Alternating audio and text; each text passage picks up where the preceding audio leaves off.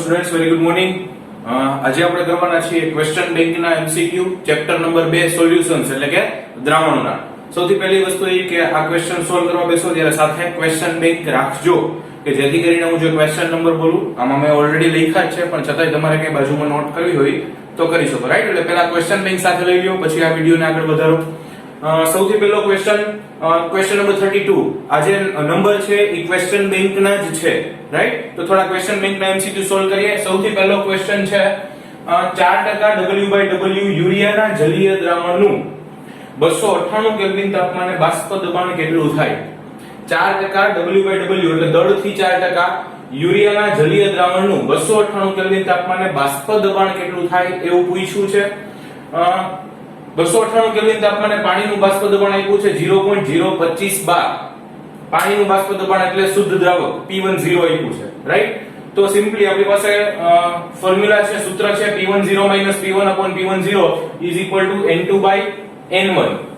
P10 P1/P10 N2/N1 અને N2 એટલે W2/M2 અને N1 એટલે W1/M1.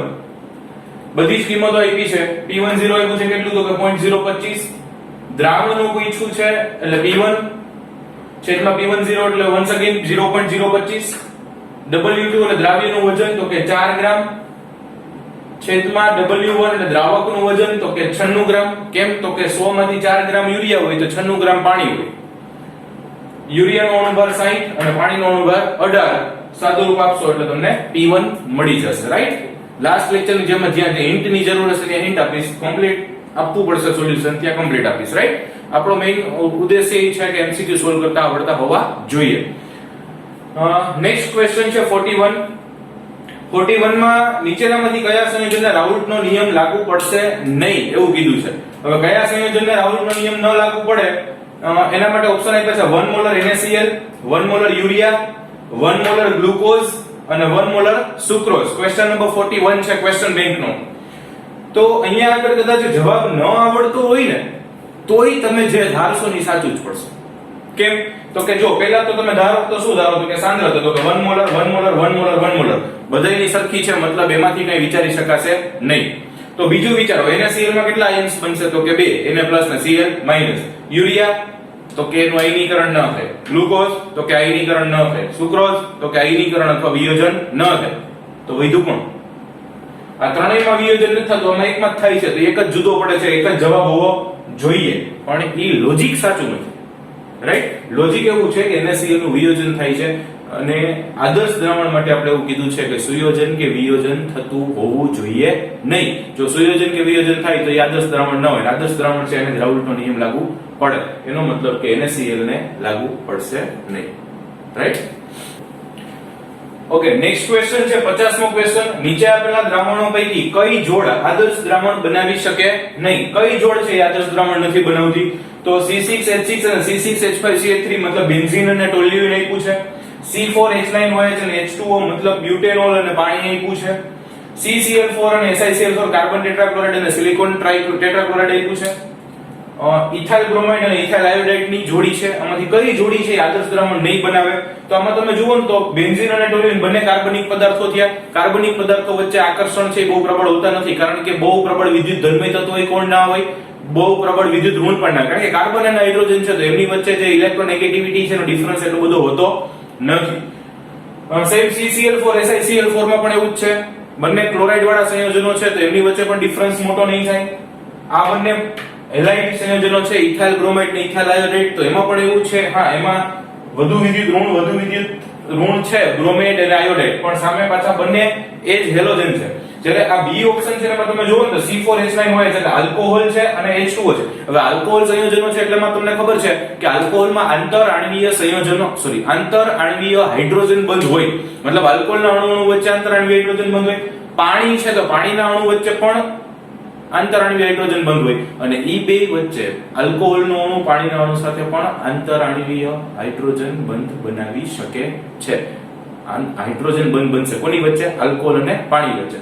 તો એમની બંને વચ્ચે પાણી બનશે, પાણી અને આલ્કોહોલની વચ્ચે હાઇડ્રોજન બંધ બનશે તો એને આદર્શ દ્રાવણ તરીકે કન્સિડર કરી શકાશે નહીં. એટલે આદર્શ દ્રાવણ બને નહીં એટલે એટલે એમાં આવશે આલ્કોહોલ અને પાણી. બીજી એક વસ્તુ યાદ રાખજો, ગમે ત્યારે આલ્કોહોલ પાણી વાળું મિશ્રણ હોય એટલે આદર્શ નહીં બનાવે, કારણ કે એ અંદરો અંદર બંધ બનાવવા માંડે એટલે. રાઈટ. નેક્સ્ટ ક્વેશ્ચન છે 55. હેનરીના નિયમ મુજબ 298 કેલ્વિન તાપમાને N2 વાયુની પાણીમાં દ્રાવ્યતા 1 × 10⁵ વાતાવરણ આપી છે. 1 × 10⁵ વાતાવરણ N2 વાયુની પાણીમાં દ્રાવ્યતા, તેમજ હવામાં N2 વાયુના મોલન્સ આપ્યા છે 0.8. તો 298 કેલ્વિન તાપમાને અને 5 વાતાવરણ દબાણ 10 મોલ પાણીમાં N2 વાયુના કેટલા મોલ ઓગળશે? 10 મોલ પાણીમાં N2 વાયુના મોલ પૂછ્યા છે. એકચ્યુઅલી પાણીમાં થોડો એને ડેટા આપ્યો છે અને હવામાં એની વાતો અમુક કરી છે અને પછી ફાઇનલી આપણને કેટલા મોલ ઓગળશે એવું પૂછ્યું છે. તો સૌથી પહેલા આપણે શું કર્યું તો કે પાણીમાં જે દ્રાવ્યતા આપી હતી એનો ઉપયોગ કર્યો અને P of N2 = KH × X of N2 હેનરીના નિયમનો સૂત્રનો ઉપયોગ કર્યો અને એના ઉપરથી આપણે શું ગણીએ તો કે KH ગણીએ. તો આમાં P of N2 ક્યાં છે તો કે 1 × 10⁵ વાતાવરણ છે. દ્રાવ્યતા આપી હતી પણ એટલા વાતાવરણ છે, મતલબ જે સાંદ્રતા હશે એ જેનું દબાણ હશે એટલે કે 10⁵ અથવા 1 × 10⁵. KH will remain as it is. જ્યારે X of N2 ના મોલસ કેટલા છે તો કે 0.8. પણ એ તો સાહેબ કે હવામાં છે, હવામાં હોય કે પાણીમાં, આપણે તો N2 વાયુની જ પૂછવાની છે ને દ્રાવ્યતા કેટલી છે, રાઈટ? તો 0.8 મોલ કેટલા છે ગણવાનું છે એટલે N2 ના મોલસ 0.8. તો એના ઉપરથી KH કેટલું મળ્યું તો કે 0.8 સામે છેદમાં જતા રહેશે એટલે KH આવશે 10⁵ છેદમાં 0.8. ફરી પાછું હેનરીનું સૂત્ર મૂક્યું P of N2 = KH × X of N2. એમાંથી આપણે મોલસ ફાઇન્ડ કરીએ X of N2. પાણીમાં મોલસ ફાઇન્ડ કરવા છે, આ આપ્યા હવામાં આપ્યા રાઈટ? તો X of N2 = what તો કે આપણે કરતા બનાવી દો એટલે KH છેદમાં જતો રહે. ઓકે. P of N2 તો કે P of N2 આપ્યું છે 5 વાતાવરણ દબાણ, 5 વાતાવરણ દબાણ એટલે 5 આવ્યું અને છેદમાં KH. હવે KH કેટલું છે તો કે 10⁵ છેદમાં 0.8 એટલે 10⁵ અને છેદનો છેદ અંશમાં એટલે 0.8 ઉપર આવી જશે. ઓકે. સાદું રૂપ આપશો એટલે આવશે કેટલું તો કે 4 × 10⁻5 પણ એ 1 મોલમાં દ્રાવ્યતા આવી. શેમાં આવી? 1 મોલમાં. પણ આપણને તો 10 મોલમાં પૂછ્યું છે. તો 10 મોલમાં પૂછે ત્રિરાશિ મૂકી દો તો 1 મોલમાં આટલી, તો 10 મોલમાં કેટલી તો કે 4 × 10⁻⁴ જેટલી દ્રાવ્યતા હોય અથવા એટલા મોલ ઓગળશે. ફાઇન. પહેલા શું કર્યું તો કે પહેલા જે ડેટા હતો એના ઉપરથી KH મૂક્યો, ઈ KH ની કિંમત આમાં મૂકી એટલે આપણને મોલન્સ મળ્યા. એના ઉપરથી આપણે 10 મોલ માટે ફાઇન્ડ કર્યું. ક્લિયર છે? ફાઇન.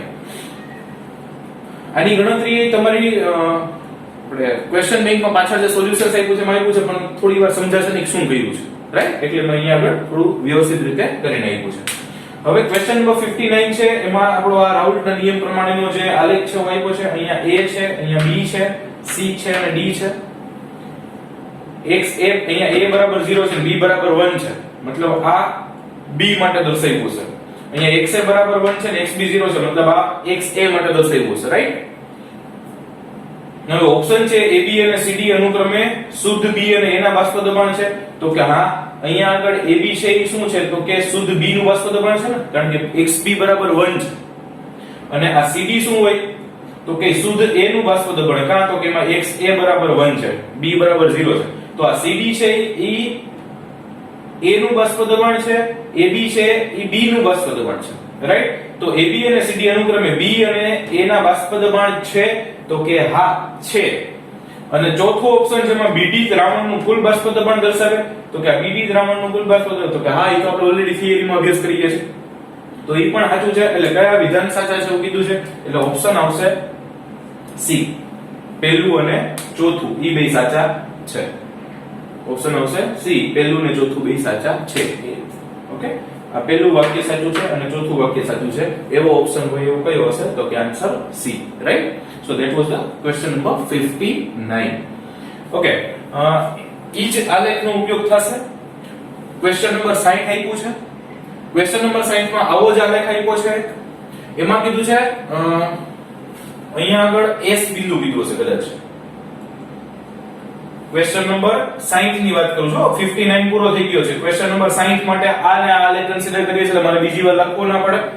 તો S કીધો છે અને S બિંદુ એ શું હશે એવું પૂછ્યું છે, રાઈટ? એમાં જુદી જુદી 4 પોસિબિલિટીઝ આપી છે. તો અહીંયા આગળ તમે જોવા જાવ તો આમ એક્ઝેક્ટ મિડલમાં પણ લાગતું નથી, બરાબર? પણ બાષ્પ દબાણની દ્રષ્ટિએ તમે જોવા જાવ તો કેવા હશે તો કે બાષ્પ દબાણ લગભગ આમ કેવા થાય તો કે સમાન રહે, પરંતુ એક્ઝેક્ટ મિડલમાં નથી, એનો મતલબ બંનેના મોલન્સ કેવા હશે તો કે અલગ દેખાશે.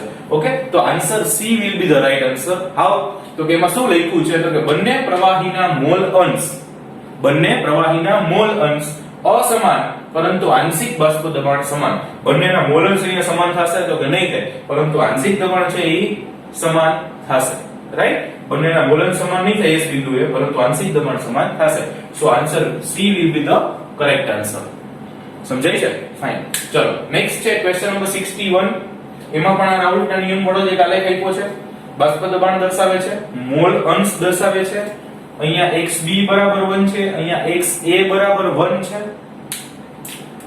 ચાર ઓપ્શન આપ્યા છે, એમાં કોણ ટ્રુ છે કોણ ફોલ્સ છે એની ચર્ચા કરવી છે. તો સૌથી પહેલા પ્રવાહી A અને B એઝિયોટ્રોપિક મિશ્રણનું ઉત્કલન બિંદુ મહત્તમ થશે.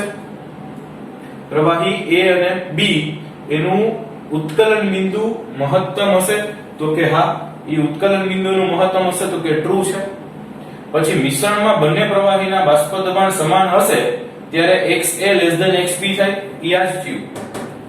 બંનેના બાષ્પ દબાણ સમાન હશે, અથવા અહીંયા તમે વિચારો તો બંનેના બાષ્પ દબાણ અહીંયા સમાન થાય. રાઈટ? તો એમાં XA XB થયું તો કે ના, એવું નથી, એટલે એ ફોલ્સ છે, ખોટું વાક્ય છે. ત્રીજું છે આપેલ પ્રવાહી મિશ્રણ રાઉલ્ટના નિયમથી ધન વિચલન દર્શાવે તો કે હા, ઉપરની જે રેખા હોય ધન વિચલન દર્શાવે છે, નીચેની જે રેખા હોય ઋણ વિચલન દર્શાવે, તો ધન વિચલન દર્શાવે છે એટલે એ સાચું છે, મતલબ ટ્રુ છે.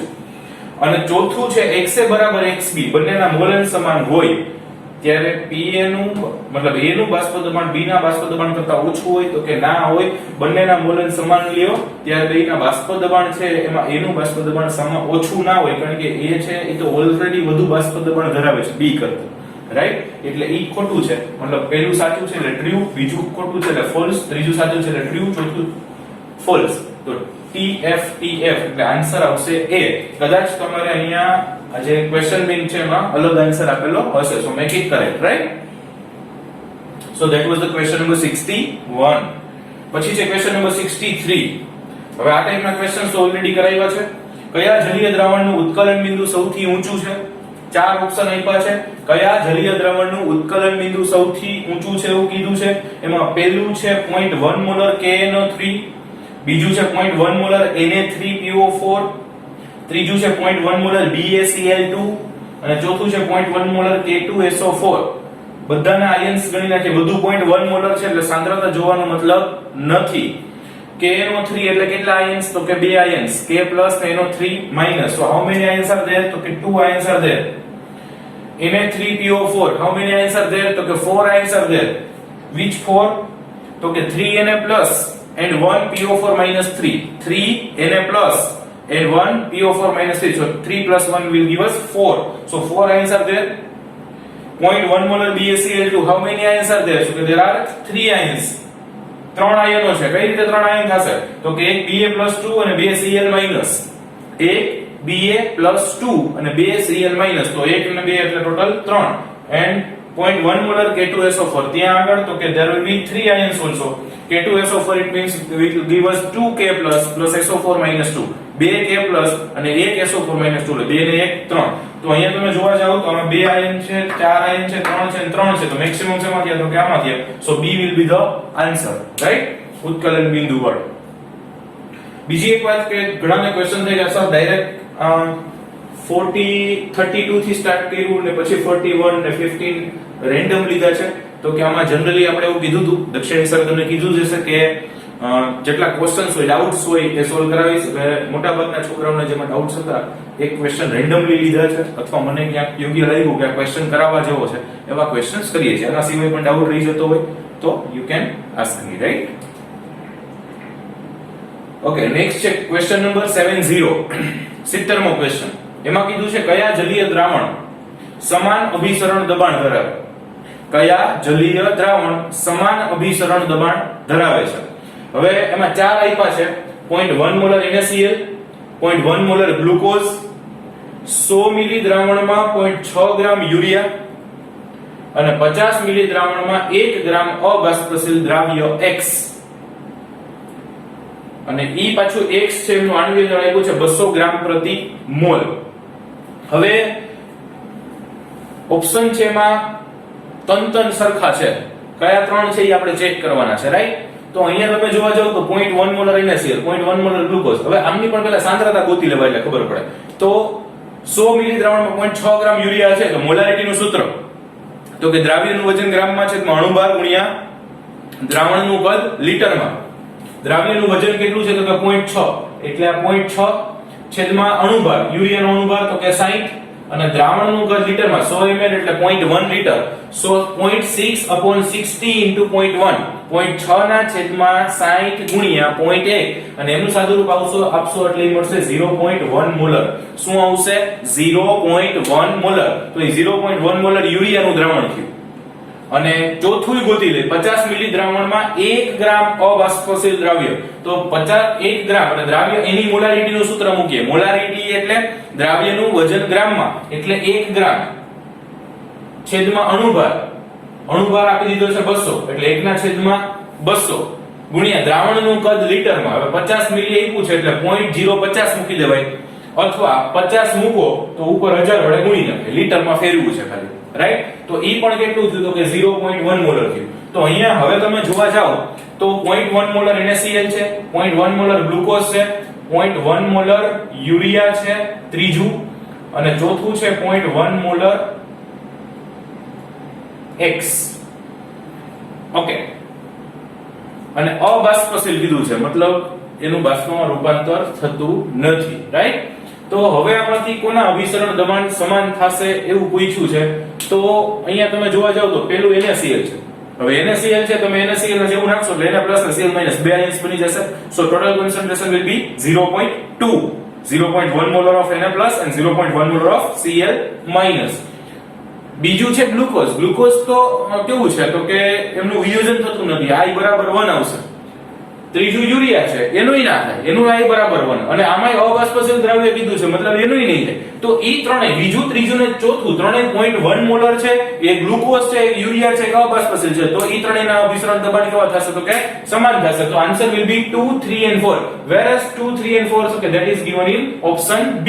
ઓપ્શન B માં આપેલું છે 2, 3 અને 4. તો ઈ સાચો જવાબ છે, રાઈટ? જો ઘણા છોકરાઓ નીચેનો પ્રશ્ન તો વાંચતા જ નથી, ABCD વાંચે જ નહીં, આ 1, 2, 3, 4 જોઈને એમાંથી ડાયરેક્ટ B કરી નાખે. પણ જો ઈ 4 માંથી કયા 3 સરખા છે એવા ઓપ્શન છે. So first read the question carefully, right? પહેલા ક્વેશ્ચન વાંચો, એને સરખો સમજો અને પછી આગળ ટ્રાય કરો. ઓકે, નેક્સ્ટ ક્વેશ્ચન છે 5% વજનથી શેરડીનું પાણીમાં બનાવેલ દ્રાવણનું ઠાર બિંદુ 271 કેલ્વિન છે. શેરડીનું પાણીમાં બનાવેલું દ્રાવણ એનું ઠાર બિંદુ 271 છે અને ઈ 5% W/W છે. જો શુદ્ધ પાણીનું ઠાર બિંદુ 273.15 કેલ્વિન હોય તો ગ્લુકોઝનું પાણીમાં બનાવેલા 5% દ્રાવણનું ઠાર બિંદુ ગણો. સુક્રોઝનું આપી દીધું છે, ગ્લુકોઝનું પૂછ્યું છે, right? So first of all શેરડી માટે, શેરડી એટલે એમાં સુક્રોઝ લેવાનું છે, સુક્રોઝ એટલે ખાંડ થશે, રાઈટ? તો સૌથી પહેલા શેરડી માટે વિચારીએ તો શેરડી માટે ડેલ્ટા TF કેટલો થશે તો કે ડેલ્ટા TF એટલે TF0 TF. Okay, delta TF એટલે TF0 TF. TF0 શું અહીં પૂછે તો કે 273.15 શુદ્ધ પાણી એટલે TF0, અને TF કેટલું છે તો કે 271. તો 273.15 - 271 એટલે ઈ મળશે 2.15 કેલ્વિન. ઈ શું મળ્યું તો કે ડેલ્ટા TF મળ્યો, ઠાર બિંદુનો ફેરફાર. હવે ઈ શેરડી માટે એટલે કે ખાંડ માટે ડેલ્ટા TF નું સૂત્ર મૂકી દે. તો ડેલ્ટા TF નું સૂત્ર શું તો કે ડેલ્ટા TF Kf * M. આ છે M, M એટલે મોલાલિટી, M એટલે મોલાલિટી. તો delta TF Kf * M. Molality નું સૂત્ર શું તો કે દ્રાવ્યનું વજન ગ્રામમાં છેદમાં અણુભાર ગુણ્યા દ્રાવકનું વજન કિલોગ્રામમાં. ઓકે, તો કિંમત મૂકીએ. ડેલ્ટા TF કેટલું છે તો કે 2.15. Kf તો કે ખબર નથી, તો Kf ને એઝ ઇટ ઇઝ રાખ્યું. કેટલા ગ્રામ છે તો કે 5% વજનથી છે, 5% ના દ્રાવ્યનું વજન 5 ગ્રામ એટલે અહીંયા 5 મૂક્યા. છેદમાં અણુભાર, શેરડી એટલે સુક્રોઝ, સુક્રોઝ એટલે ખાંડ 342. એનો અણુભાર કેટલો થશે ખાંડનો 342 ગુણ્યા દ્રાવકનું વજન કિલોગ્રામમાં. આમાં 5% દ્રાવ્ય તો દ્રાવક કેટલો તો કે 95 ગ્રામ. 95 ગ્રામ એટલે 0.095 કિલોગ્રામ. અહીંયા કિલોગ્રામમાં સૂત્ર મૂકવાનું હોય, કિંમત મૂકવાની હોય. સો 2.15 બરાબર Kf ગુણ્યા 5 છેદમાં 342 ગુણ્યા 0.095. Suppose is to be equation number 1. ધારી લો કે સમીકરણ નંબર 1 છે. હવે ગ્લુકોઝ માટે ચર્ચા કરી. જો આ શેરડી એટલે કે ખાંડ માટે ચર્ચા કરી, આ ગ્લુકોઝ માટે ચર્ચા કરી છે. એના માટે સૂત્ર લખીએ delta TF kf m. Delta TF તો કે નથી, ઈ જ ગોતવું છે. kf પણ નથી અને m એટલે દ્રાવ્યનું વજન ગ્રામમાં, એનું 5% છે એટલે 5 છેદમાં ગ્લુકોઝ એટલે અણુભાર આવશે 180 અને દ્રાવકનું વજન કિલોગ્રામ એટલે એમાં 5 દ્રાવ્ય તો 95 દ્રાવક એટલે 0.095 કિલોગ્રામ. તો સમીકરણ 1 મળ્યું, સમીકરણ 2 મળ્યું. હવે સમીકરણ 2 ભાગ્યા સમીકરણ 1 કરવું છે. સમીકરણ 2 ભાગ્યા સમીકરણ 1 કરવું છે. તો સમીકરણ 2 ભાગ્યા સમીકરણ 1 કરીએ તો આના છેદમાં મૂકવું એટલે ડેલ્ટા TF ના છેદમાં 2.15, ડેલ્ટા TF ના છેદમાં 2.15, kf ગુણ્યા 5 છેદમાં 180 ગુણ્યા 0.095, kf ગુણ્યા 5 છેદમાં 180 ગુણ્યા 0.095 એના છેદમાં આ અંશમાં આવી જાય એટલે શું આવશે તો કે 342 ગુણ્યા 0.095 છેદમાં kf ગુણ્યા 5. સરખું છે એને ઉડાડી દો તો બે બાજુ kf છે, અંશ છેદમાં 5 છે અને 0.095 છે એટલું ઉડી ગયું. તો વધશે શું તો કે ડેલ્ટા TF બરાબર 342 ના છેદમાં 180 અને આ 2.15 છેદમાં તો એ સામે અંશમાં જતો રહ્યો એટલે 342 ગુણ્યા 2.15 છેદમાં 180, 342 ગુણ્યા 2.15 છેદમાં 180. સાદુરૂપ આપતા જવાબ આવ્યો એનો કેટલો તો કે 4.085 કેલ્વિન. જવાબ આવી ગયો તો કે નથી આવ્યો. આપણને ઠાર બિંદુ પૂછ્યું છે, આપણે તો હજી ડેલ્ટા TF ગોઈતો છે, હજી તો આપણે ઠાર બિંદુનો તફાવત પૂછ્યો છે, ગોઈતો છે, રાઈટ. હવે તો કે ગ્લુકોઝના દ્રાવણનું ઠાર બિંદુ કેટલું થાય તો કે 273.15 માઈનસ 4.085 એટલે અહીંયા એ સૂત્ર આવશે delta TF TF0 minus TF and we need to find TF. આપણે શું ગોતવું છે? TF ગોતવું છે, દ્રાવણનું ઠાર બિંદુ. TF ને કરતા બનાવી દેશો એટલે 273.15 અને ડેલ્ટા TF સામે જતું રહ્યું એટલે માઈનસ થઈ જાય એટલે 4.085. 273.15 માંથી 4.085 થાય તો આન્સર આવશે 269.07 કેલ્વિન, 269.07 કેલ્વિન. એટલે આ એક જે બ્લેક વાળો આટલો ભાગ છે એ અહીંયાથી આ ક્વેશ્ચન 71 માં કન્ટિન્યુ કર્યો છે. આ જે બ્લેક વાળો છે, right. You can write it down.